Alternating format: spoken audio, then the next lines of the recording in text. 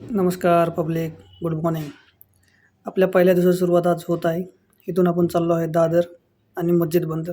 आज या दोन ठिकाणी आपण जाणार आहोत कपड्यासाठी. ह्या गर्दीतनं आपल्याला प्रवास करायचा आहे. तर आपला प्रवास कसा होणार आहे हे तुम्हाला बघायला भेटेलच. गर्दीमध्ये खरंच खूप कंटाळा येतो प्रवास करायचा बोललो की. ते कोण कोणाच्या पायावरती आहे आणि कोण कोणाच्या बाजूला आहे हे सुद्धा कळत नाही. गावच्या लोकांना वाटतं मुंबईत जीवन लय सुखाचं आहे, पण त्यांनी सकाळी 7 ते 11 आणि संध्याकाळी 5 ते 9 ह्या दरम्यान खरंच प्रवास करून बघावा. कारण मी मुंबईलाही राहिलो आहे आणि गावालाही राहिलो आहे. गावच्या लोकांना वाटतं मुंबईतलं जीवन खरंच सुखाचं आहे, पण खरंच नाही आहे. उलट गावची लोकं लय सुखी आहेत म्हणजे प्रवासाच्या बाबतीत अशा. कारण रोज ट्रेनचा प्रवास म्हणजे हा जीवघेणा प्रवास आहे आणि ह्या प्रवासात टायमिंगमध्ये पोचावंच लागतं आणि इथे टायमावर चालावं लागतं. जो टायमिंगवर चालेल तोच त्याच्या कामावरती टायमाला पोचेल.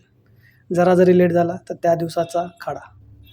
त्यामुळे मुंबईतलं जीवन हे खरंच धावपळीचं असतं, पण शेवटी पर्याय नाही. जर मुंबईत टिकायचं असेल तर त्याला धावपळ करावीच लागेल. तरी गर्दी कमी आहे आता. चला आपण जाऊया मार्केटमध्ये. आपण आलो आता मनीष मार्केटमध्ये. कपडा बघायला आलो होतो आपण इथे. तर कपड्याचा रेट आणि कपडा क्वालिटी दोन्ही चांगली आहेत. इथून आता आपण जाणार आहोत मस्जिद बंदरला. मला जय भेटला. जयसोबत थोडीफार खरेदी केली. हा माझ्या भावाचा मुलगा आहे जय. लहानपणापासून याला मी चांगला ओळखतो आणि खरंच खूप चांगला पोरगा आहे. कॉलेजकडून आज माझ्या संगती आलेला आहे. दादरचं मनीष मार्केट फिरून झाल्यावरती आता आपण चाललो आहोत मस्जिद बंदरला. ट्रेनचा प्रवास हा आपल्याला चुकणार नाही. मुंबईत राहायचं असेल तर ट्रेनचा प्रवासच करावा लागेल. वैयक्तिक गाडीने प्रवास करायचा म्हणलं तर खूप अडचणी आहेत ट्रॅफिकच्या. त्यामुळे आता परत एकदा आपण पुन्हा ट्रेनने प्रवास करतो आहे, जो आपल्या आवडीचा प्रवास आहे. फक्त गर्दी नसावी एवढीच इच्छा असते. आता प्रवास खरंच खूप चांगला आहे. ना ट्रॅफिक ना वेळ वाया जात. Time to time. कारण ही मुंबई आहे आणि मुंबई ही टायमावर चालते, ना की कोणाच्या भरोश्यावरती. जर तुम्हाला मुंबईत राहायचं असेल, टिकायचं असेल तर तुम्हाला घड्याळाच्या काट्यावरती चालावं लागेल. कारण ही मुंबई घड्याळाच्या काट्यावर चालते.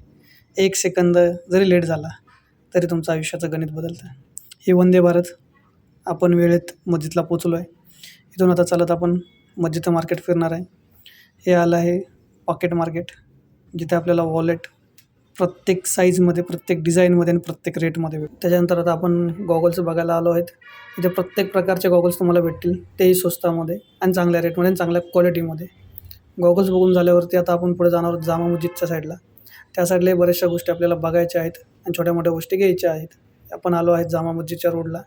ही मस्जिद बंदरमध्ये जामा मस्जिद आहे. त्यानंतर आता आपण इथून बेल्ट बघायला चाललो आहे. बेल्टच्या डिझाईन बघून तर जयाला खूप घ्यावेसे वाटत होते, पण त्याला बोललो पप्पा तुला हे घालू देतील का. एवढ्या शब्दात तो समजून गेला, पण त्याला आवडले होते. खरंच घेण्यासारख्या वस्तू होत्या. हे माझ्या मित्राचे वडील रुपेश, ते मला तिथे भेटले. त्यानंतर त्यांच्यावर मस्जिद बंदरचं मार्केट आम्ही फिरत होतो. त्यांनाही काही गोष्टी तिथल्या माहिती आहेत. गेली 15-20 वर्षाला ते तिथं काम करत आहेत. त्यांच्यासोबत मार्केट फिरल्यावरती बऱ्याचशा गोष्टी अजून बघायला भेटल्या. एक अनुभवी माणूस संगती असावा. तर हे काका आमच्या संगती होते. त्यानंतर टोपी मार्केट. टोप्याही खूप खरंच चांगल्या होत्या, घेण्यासारख्याही आणि बघण्यासारख्याही, आणि रेटही तसेच होते त्याचे. परत आम्ही आलो आहे मस्जिद स्टेशनला खरेदी करून. जे थोडासा मोबाईलमध्ये बिझी झाला आहे. हे आहे मस्जिद बंदर रेल्वे स्टेशन. आता इथून ट्रेन पकडून आता घराचा रस्ता आपण धरणार आहोत. ट्रेनमध्ये चढल्यावरती हे छोटंसं बाळ भेटलं होतं. खूप छान होतं. जयचा त्यावर सोबत चांगलाच टाईमपास चालला होता, फोटो काढून, खेळत, गप्पा मारत. ट्रेनच्या प्रवासातली हीच मजा असते. अनोळखी लोक कधी आपले होतील सांगता येत नाही आणि अशा प्रवासात वेळ गेलेलाही कळत नाही. तर बाळ खरंच छान होतं, खूप भारी होता. फोटो काढ, टाईमपास कर, त्यासोबत मस्त जायचा वेळ गेला. ही गर्दी. आता ट्रेन मोकळी दिसते. अजून 2 स्टेशन गेल्यावरती तुम्हाला आमचे चेहरेसुद्धा दिसणार नाहीत, एवढी गर्दी होती. कारण लोकांच्या कामानं सुटण्याचा वेळ चालला आहे. जयचा प्रवास तर असा झाला आहे की त्याला त्या बाळाशिवाय राहावंसं होत नाही आणि त्या बाळाला सुद्धा जयशिवाय. 1-1.25 तासाच्या प्रवासामध्ये मस्त वेगळा टाईमपास झाला आहे. ही गर्दी, ज्यात जयचाही चेहरा दिसत नाही मला आणि माझाही त्याला नाही. आता इथून उतरणार आणि थेट घरी. शेवटी घरी आलो. खूप वैतागलो होता जय. काय करणार, गर्दीच एवढी होती. तर ठीक आहे, भेटू आपण पुन्हा परत उद्या नवीन मार्केटमध्ये. बाय.